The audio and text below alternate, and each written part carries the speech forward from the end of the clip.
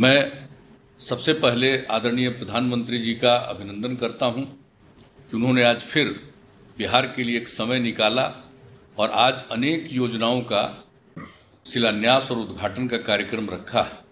इसके बारे में तो सारी बातों की जानकारी बता दी गई है, लेकिन जो कुछ भी आपने किया और 18 तारीख को इसका जिक्र भी किया था पिछले कार्यक्रम में, जो कृषि के क्षेत्र में जो आपने 2 कानून बनाए, पारित किया लोकसभा से, और उसके बारे में जो आपने सारी बातें रखी थी, और ठीक ही का हमारे उप मुख्यमंत्री जी ने जो कुछ भी कल राज्यसभा में हुआ वो बहुत ही गलत हुआ है और इसकी जितनी निंदा की जाए वो कम।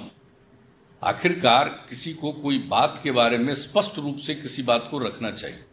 ये तो किया गया है, देश के सभी किसानों के हित में काम किया गया, गांव के हित में काम किया गया। और आपने पिछली बार भी उल्लेख किया था, हम लोगों ने तो 2006 में ही एपीएमसी एक्ट को समाप्त कर दिया था, और उस समय भी जब हम लोगों ने विधानसभा में ये काम किया था तो यहाँ पर भी जो विरोधी लोग हैं, आरजेडी वगैरह के लोग खूब हंगामा कर रहे थे, और हम लोग तो पूरी बात रख रहे थे, हम बराबर कह रहे थे आप लोग बैठिए, अपनी बात कहिए और हम लोग भी अपनी बात कहेंगे और तब सबको मालूम होना चाहिए। लेकिन अंतोगत्वा वहाँ से भाग गए, और बाद में जब ये पारित हो गया और उसके बाद इसके खिलाफ में भी जुलूस निकाल करके राजभवन तक लोग गए थे, ये सब काम किया था। लेकिन कितना बड़ा लाभ हुआ, और वो काम अब पूरे देश में हो रहा है। जहां चाहे वहां पर अपना सामान बेच सकता है, किसी तरह की कोई पाबंदी नहीं। और पहले जो है एपीएमसी थे, हम बराबर बोलते रहते थे, एपीएमसी के कारण लोगों को कितनी कठिनाई होती थी, किस तरह से जो किसानों को तंग करते थे।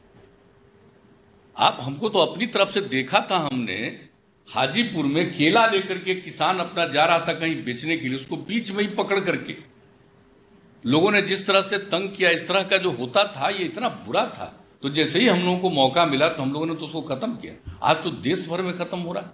और कहाँ है भाई कि किसी भी तरह से जो जमीन को, ये जो अनाज को लिया जाता है, उसमें किसी भी प्रकार से कोई परिवर्तन होगा। हर प्रकार से अनाज की खरीद होगी। हम लोगों के यहाँ तो खरीद नहीं होती थी, उसको लोग नहीं लेते थे, लेकिन हम लोगों ने यहाँ पर शुरू करवाया था, जो एक पैक्स हम लोगों ने बनाया था, प्राइमरी एग्रीकल्चर कोऑपरेटिव सोसाइटी, उसके माध्यम से ही काम शुरू करवाया था। और कितनी बड़ी संख्या में अब उसका एक्विजिशन होता है। तो सारा काम जो केंद्र ने और आपने स्पष्ट रूप से कह दिया है कि भाई इसमें तो किसी तरह की बाधा नहीं आएगी, लेकिन हर किसी को अधिकार है। और कॉन्ट्रैक्ट फार्मिंग की बात है, कानून जो बनाया गया है, कॉन्ट्रैक्ट फार्मिंग का लाभ मिलता है लोगों को, खेती करने वालों को। कोई कॉन्ट्रैक्ट करता है तो कॉन्ट्रैक्ट करेगा और करेगा, उसको एक तय करता है कि ये कीमत मिनिमम ये आपको मिलेगा, और फिर वो बाजार की कीमत उसको मिलती है, फिर उसको अधिकार रहता है। तो इस तरह से जो काम किया जा रहा है देश के हित में, अब जिनको भी जो देश के किसानों का हित नहीं है, हमको लग रहा कि जो इसके चलते जो कुछ लोगों का होता था इसमें व्यापार, उससे जो जुड़े हुए लोग थे, उन लोगों को लग रहा होगा खराब, लेकिन ये आम लोगों के तो हक में काम हुआ है। और जो कुछ भी कल राज्यसभा में करने की कोशिश की वो बहुत ही बुरा हुआ है, खराब हुआ है, और इस प्रकार से, लेकिन अब तो पारित हुआ, और अब इसका जब लाभ लोगों को मिलेगा तो आज जो कुछ भी लोग बोल रहे हैं, हमारे यहाँ भी तो लोग बोले थे, किसी को अब याद भी है, और कितना एक्विजिशन पहले कुछ नहीं होता था। तो ये सारी बात है, इसके लिए तो हम सबसे ज़्यादा पुनः आपको, चूंकि अब ये पारित हो गया, राज्यसभा से भी पारित हो गया, तो हम सबसे पहले आपको इस बात के लिए बहुत बहुत बधाई देते हैं, धन्यवाद देते हैं कि देश के किसानों के हित में और गांव के हित में ये सब काम हो रहा है, लोगों की आमदनी बढ़ेगी।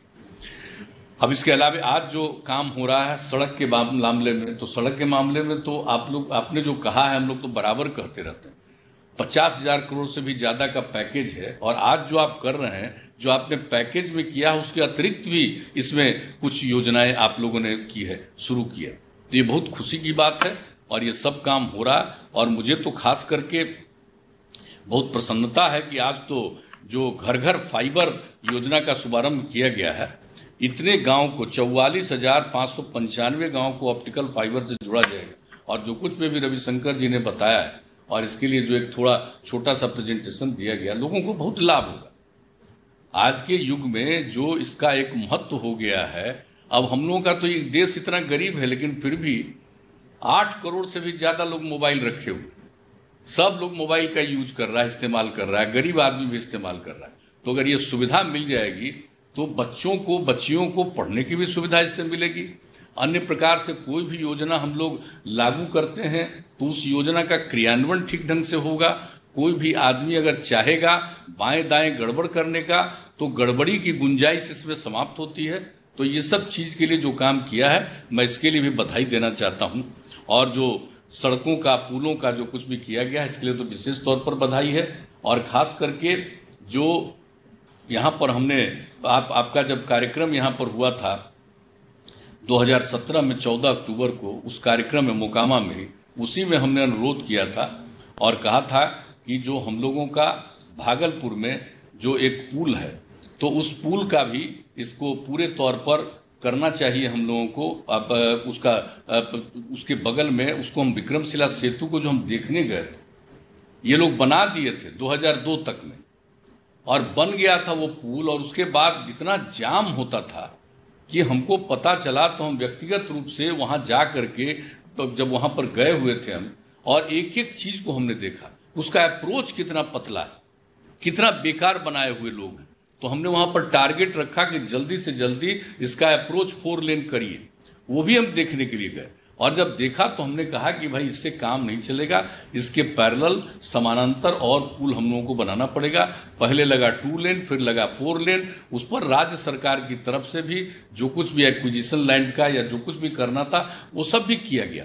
लेकिन जब आपका कार्यक्रम था तो उस कार्यक्रम में हमने यही अनुरोध किया कि आप इतना ज़्यादा पैकेज में दिए हुए हैं और सब काम कर रहे हैं, तो अगर इसको भी कर दीजिएगा तो ये बहुत अच्छा होगा। और नाम भी ऐतिहासिक है, विक्रमशिला, भागलपुर के पास विक्रमशिला जो विश्वविद्यालय है उसके नाम का ये है, इस पुल का नामकरण। तो उस पुल के समानांतर भी बने, तो इसको फिर आपने इसको स्वीकार कर लिया। और जब यहाँ पर नितिन गडकरी जी आए हुए थे 29 जनवरी 2018 को, तो उसमें भी काफ़ी चर्चा हुई और उन्होंने कहा कि नहीं, इस पुल को भी हम पैकेज का अंग बनाएंगे, और उस पैकेज का अंग बना लिया। और अब 4 लेन जो ब्रिज उसके समानांतर बनेगा उसका भी आज आपके माध्यम से शिलान्यास होगा। ये बहुत प्रसन्नता और खुशी की बात है। और जितनी चीज़ें बन रही है, बख्तियारपुर रजौली पथ का 4 लेन का चौड़ीकरण, ये कितना जरूरी है। मेन रोड वही है पटना और रांची के बीच का, जब शुरू से ही पटना और रांची का वही मेन रोड है, जब एक साथ था। अभी तो 2000 में अलग हो गया, लेकिन वो एक अलग बात है।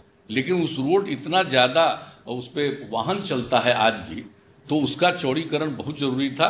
तो अब आज उसका भी 4 लेन बख्तियारपुर से रजौली का भी हो गया।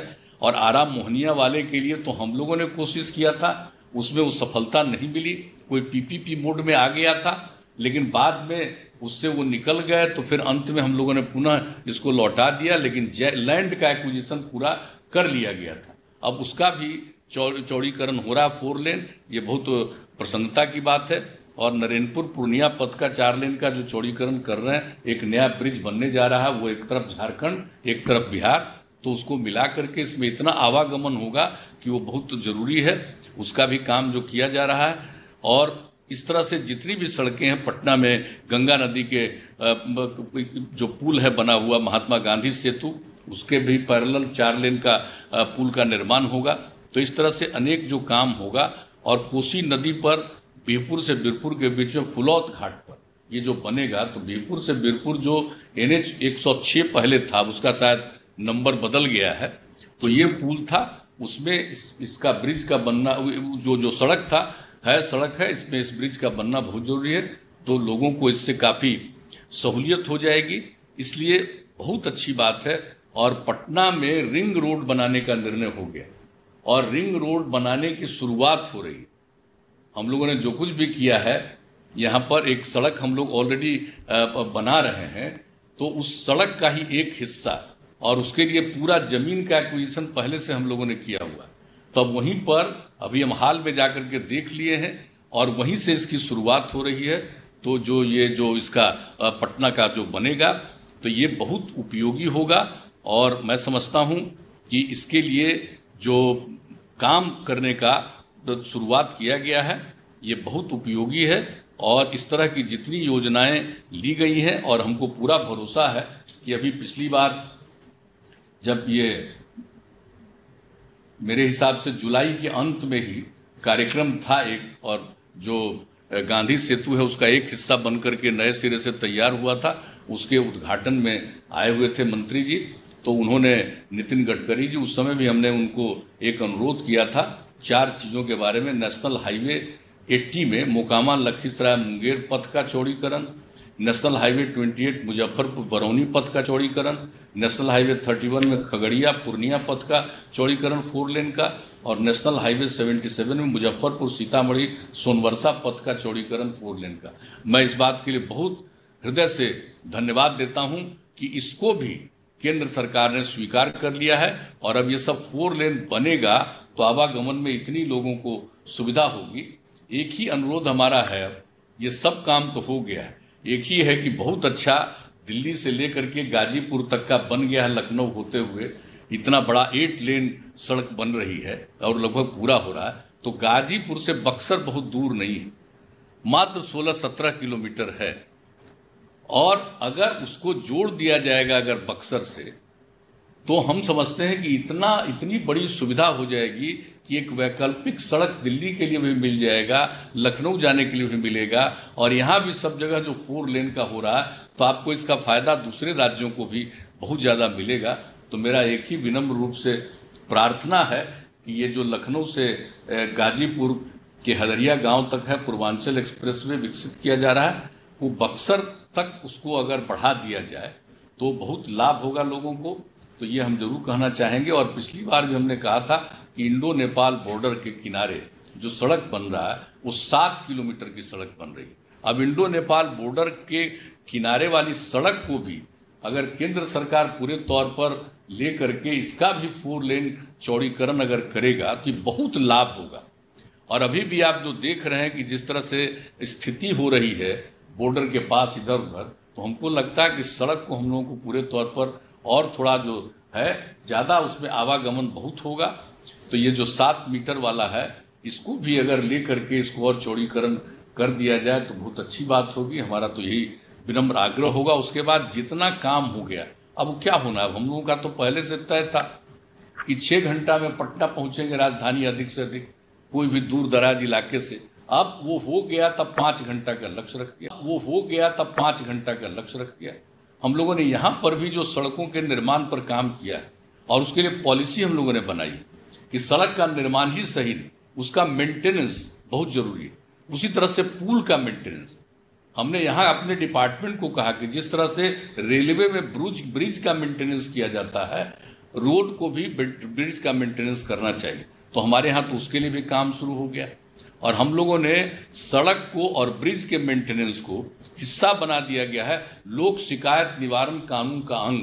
यानी कोई भी आदमी शिकायत करेगा तो न सिर्फ इस काम को होगा बल्कि इसके लिए कोई जिम्मेवार है नहीं करने के लिए तो उसके खिलाफ भी कार्रवाई हो सकती है। तो हम लोग इस तरह से यहाँ भी काम करने की कोशिश कर रहे हैं। और इतने बड़े पैमाने पर केंद्र की तरफ से आपने जो सड़कों के क्षेत्र में काम कर दिया, हम समझते हैं कि अब उससे यहाँ आवागमन में तो सुविधा होगी ही, काम बढ़ेगा। अब हर गांव को हम लोग लगभग सड़क से जोड़ रहे हैं, तो जोड़ चुके हैं। तो उसके बाद लोगों को जो अब इतनी बड़ी एग्रीकल्चर की पॉलिसी बन गई है, तो ये सब सुविधा होने से ही तो कोई गरीब आदमी, और हम लोगों के यहाँ तो आदरणीय प्रधानमंत्री जी आप जानते ही हैं, हमारे यहाँ तो बहुत ज़्यादा लोग 89% गाँव में निवास करते हैं और 76% लोग कृषि पर आधारित हैं। तो अगर ये सब कुछ होगा तो हमारे 3/4 पॉपुलेशन को कितना लाभ होगा, अपने चीज़ों को वो कहीं पर ठीक ढंग से पहुंचा सकता है, बेच सकता है। और आपने जो पॉलिसी बना ली है और इसके साथ साथ जिस प्रकार से ये घर तक फाइबर बना करके ऑप्टिकल फाइबर से लोग जो जोड़ेंगे, तो अब तो इतना ज़्यादा कम्युनिकेशन लोगों को होगा कि किस चीज़ को कहाँ पर भेजेंगे। पॉलिसी भी आ गई कि जहाँ इच्छा वहाँ अपना बेचो, दुनिया भर का माफ करेगा पूरे देश का दुकान एक ही सामान कहीं भी जा करके बेचो। तो ये सब जो पॉलिसी बन गई, अब वहाँ उस पॉलिसी का लाभ लेने के लिए कोई दूसरे राज्य में भी कोई अपना सामान बेचेगा, कोई यहाँ करेगा, तो बहुत सुविधा होगी। इसलिए उस दृष्टिकोण से जो सड़कों के निर्माण का और सड़कों के चौड़ीकरण का और पुलों के निर्माण की जो योजनाओं का आज आप उद्घाटन और शिलान्यास कर रहे हैं, इसके लिए तो मैं अपनी तरफ से और बिहार के तमाम लोगों की तरफ से आपका हृदय से मैं अभिनंदन करता हूं और आपको धन्यवाद देता हूं। और मुझे पूरा भरोसा है कि समय के अंदर ये सारा काम होगा। और कुछ लोगों की तो आदत है कुछ कुछ बोलता रहता है, जनता पर कोई असर नहीं है। हम आपको आश्वस्त करना चाहते हैं कि बिहार की जनता पर ये जब कुछ अनाप शनाप बोलता रहता है उसका कोई इम्पैक्ट नहीं। जनता सीधे देख रही है काम, किस तरह से काम किया जा रहा है आपके द्वारा, यहाँ की सरकार के द्वारा, तो उन सब चीज़ों का बहुत असर है।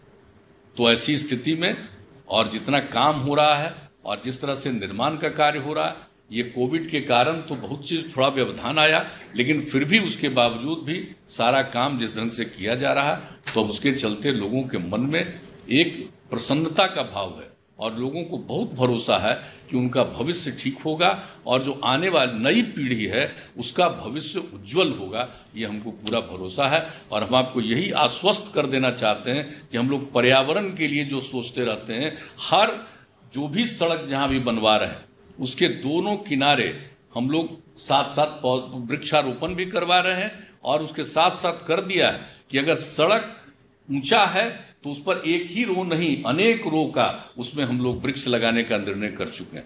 आपको हम लोग बता चुके हैं कि हम लोगों ने तो 2 महीने के अंदर 3,47,00,000 वृक्षारोपण किया है। तो हम आश्वस्त करेंगे जितना सब कुछ होगा उसके लिए भी हम लोग इन सब चीज़ों पर ध्यान देंगे ताकि लोगों को इन सब चीज़ों का लाभ हो।